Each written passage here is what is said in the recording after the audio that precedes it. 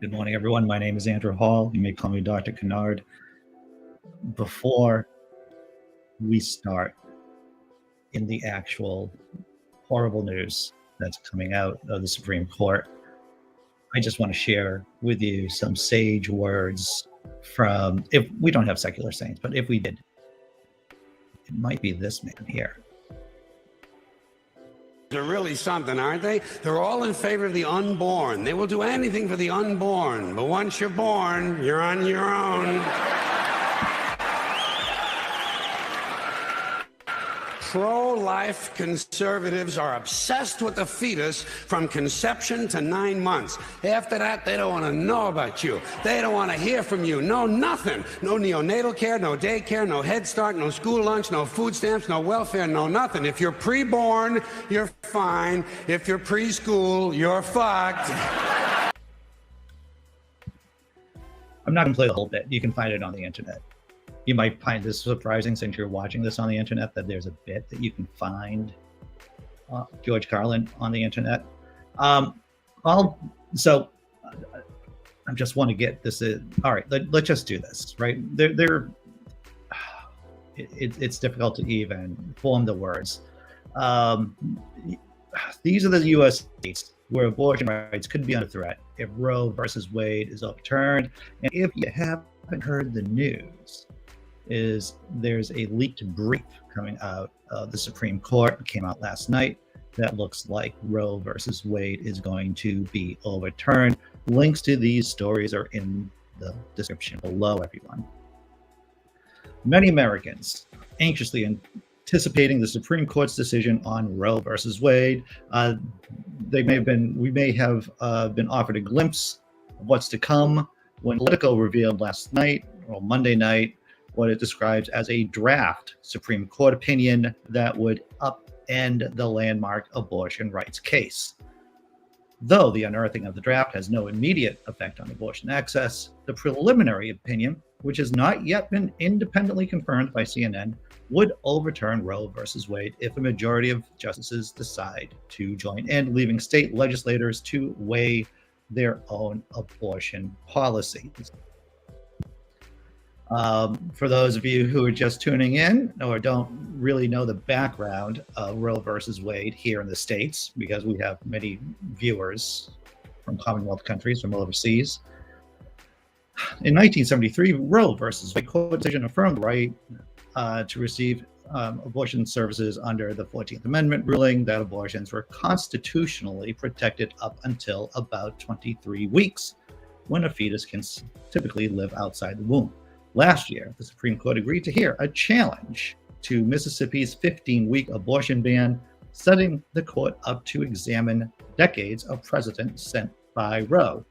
Some state legislators enacted policies to increase abortion access, including California, which passed a law in March to eliminate out-of-pocket costs for abortion services covered by health plans.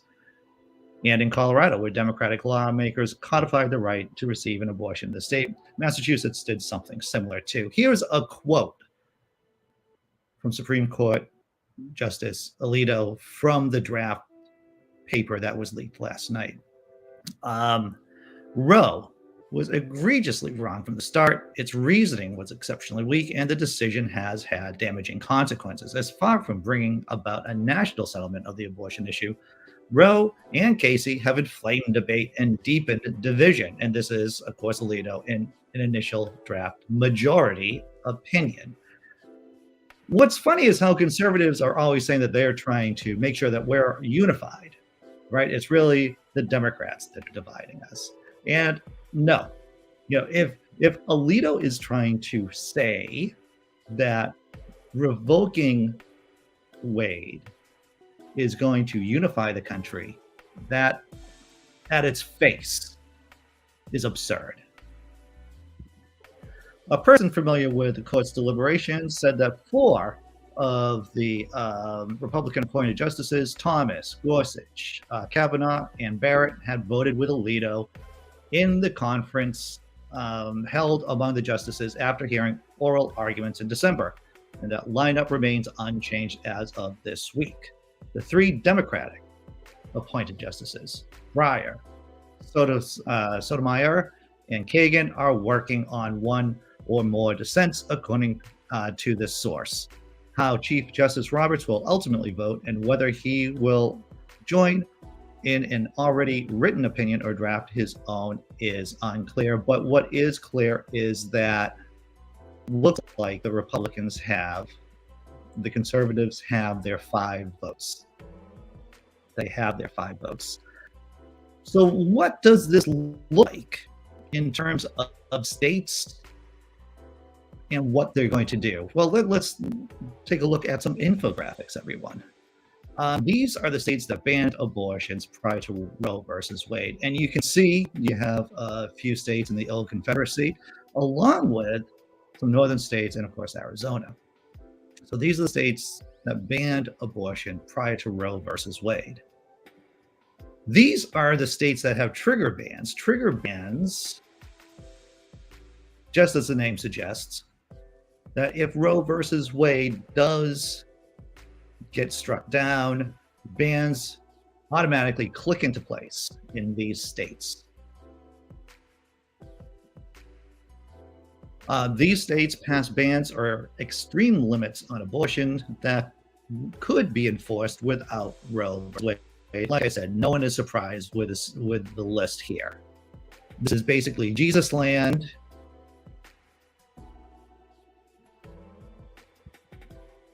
And states that this institute classifies as likely to ban abortion based on states' history and political atmosphere.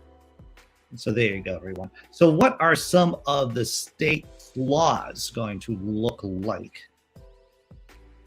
Here we have Arkansas has a law in the book that would ban nearly all abortions in the event that Roe is overturned, except in the case of a life-threatening emergency. A medical provider who violates the law could face up to 10 years in prison, a fine up to $100,000, or both.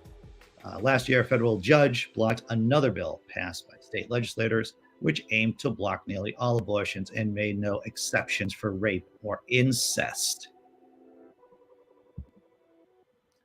In Oklahoma, Governor Kevin Stitt, what a name, signed a bill last month to make performing abortions illegal in the state, only allowing exceptions to save the life of the pregnant person.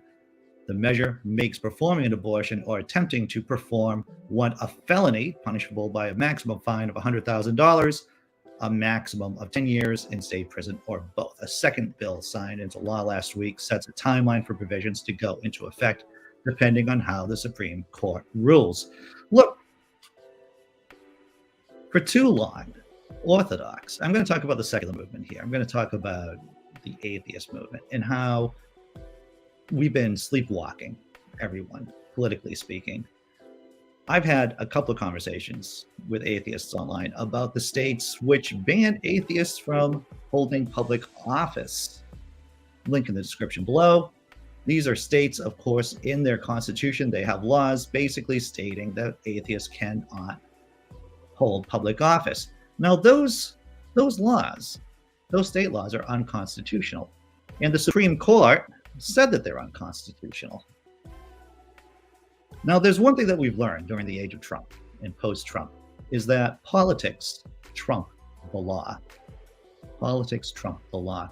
So these bans that are just held together by a flimsy Supreme Court ruling, because aren't all Supreme Court rulings now somewhat flimsy in the face of Republican lunacy? I would say so.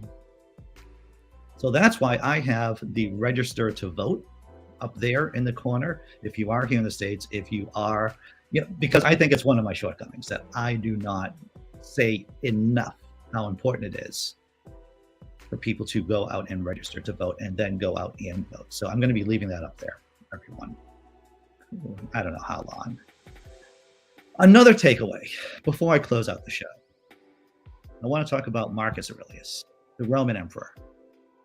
And I want to talk about Ruth Bader Ginsburg.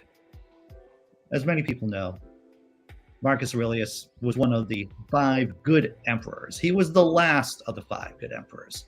Do you know why? Because he made his last choice was a horrible one. He did great things during his lifetime. Wrote Meditations. Great. If you don't have a copy of Meditations, right here, I have my copy. Nice little philosophical book here. It's worth reading. The last thing he did was to name his son, a lunatic, as emperor. So all the good work that he did during his life was just washed away in many ways by that last decision. Ruth Bader Ginsburg did great things during her life, but didn't stick the landing, didn't do well on the landing, didn't retire on time. There's an after party after show at 9:15. Link beyond the panel is in the description below. No ads on this show. This is completely funded by people like you.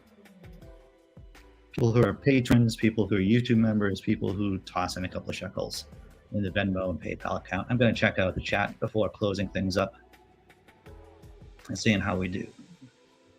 Big Zebra. Indeed. Native Atheist, good to see that you're here this morning, sir. Yeah, dark times, everyone. What's up, Cindy Plaza? What's up?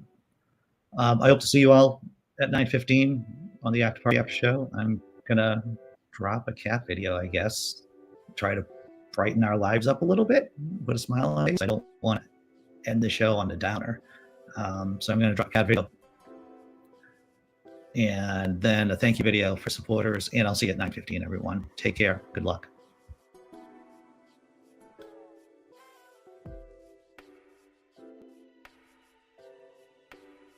So I'm addicted to this, not in a literal medical sense, but I don't think I could live without it. And it's very convenient.